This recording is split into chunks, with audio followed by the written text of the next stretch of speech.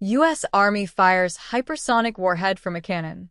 Yuma Proving Ground, the U.S. Army's massive desert test range in southwestern Arizona, successfully supported a full-scale, live-fire hypersonic warhead test using a cannon-based test system, establishing what officials describe as a critical new testing capability for modern national security programs, according to a report published in the Outpost, Yuma Proving Ground's official publication, on July 30th, 2026. The effort represents a joint initiative between Lawrence Livermore National Laboratory, a Department of Energy research facility long involved in advanced weapons science, and the U.S. Army Combat Capabilities Development Command Armaments Center, known as UDEFENSE-INFO, the Army organization responsible for developing weapons and munitions technology. Hypersonic weapons, generally defined as anything capable of sustained flight beyond Mach 5, roughly 3,836 miles per hour, 6,174 km/h, derive much of their destructive power from sheer kinetic energy, the force generated by an object's mass and velocity rather than from an explosive payload alone. That principle sits at the center of why this cannon-based approach matters. A gun platform provides a comparatively cost-effective way to accelerate a warhead to the extreme velocities needed to study how it behaves and performs on impact, avoiding the far more expensive and logistically complex process of building and launching an actual rocket-propelled test vehicle every time engineers want to evaluate a new warhead design.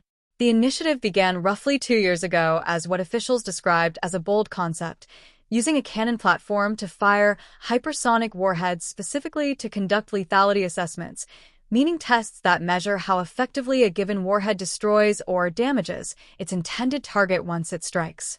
Before committing to full manufacturing, the joint Lawrence Livermore and UDEFENSE-INFO team conducted an initial inert firing of the proof of concept, a test using a non-explosive version of the warhead to validate the basic physics and engineering of the approach without the added risk and cost of live ordnance.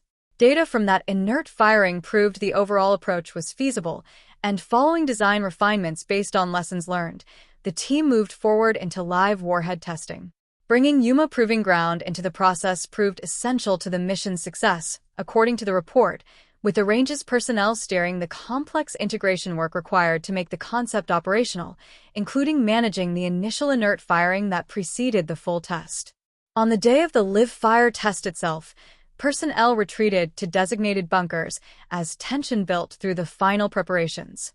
A test-purpose truck backed the integrated launch package up to the weapon, the fuse was armed, and the gun crew loaded the warhead followed by the propelling charge. As the test director initiated the countdown, eyes remained fixed on the telemetry screens tracking the weapon's performance data in real time. Fire, the report recorded. A massive boom echoed through Yuma Proving Ground's front offices as the shot went off, and once the dust settled, key personnel gathered to review high-speed camera footage capturing the warhead's flight and impact. The tense silence following the shot broke into loud cheers once the review confirmed a complete success, according to the account. The technical achievement behind that celebration extended well beyond simply firing a projectile successfully.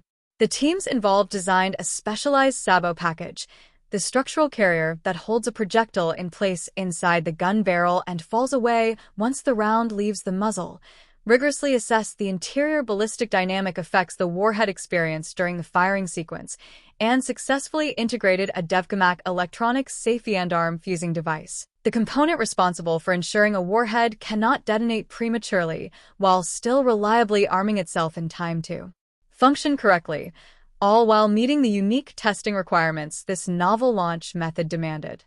Before any manufacturing began, the program went through multiple rigorous peer reviews specifically to analyze, verify, and guarantee the safety of every facet of the concept before committing resources to building actual test hardware.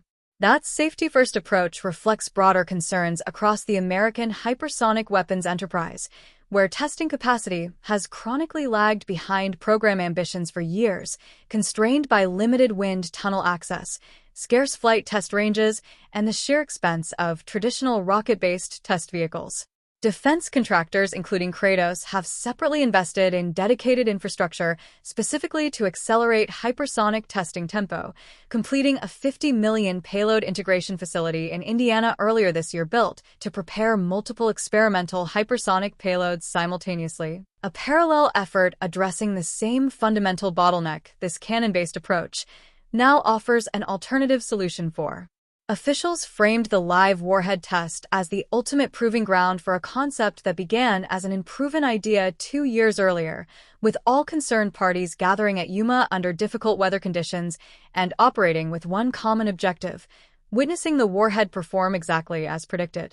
Thanks to that collaboration between Lawrence Livermore and the Joint Army Services, the Joint Force now possesses a genuinely alternative testing platform capable of assessing hypersonic warhead lethality accurately and efficiently at meaningful scale and velocity, a capability officials say supports accelerating a range of development efforts across multiple hypersonic programs simultaneously, pushing innovative solutions forward at a faster pace and delivering vital capabilities to the armed forces sooner than the traditional testing pipeline ever allowed.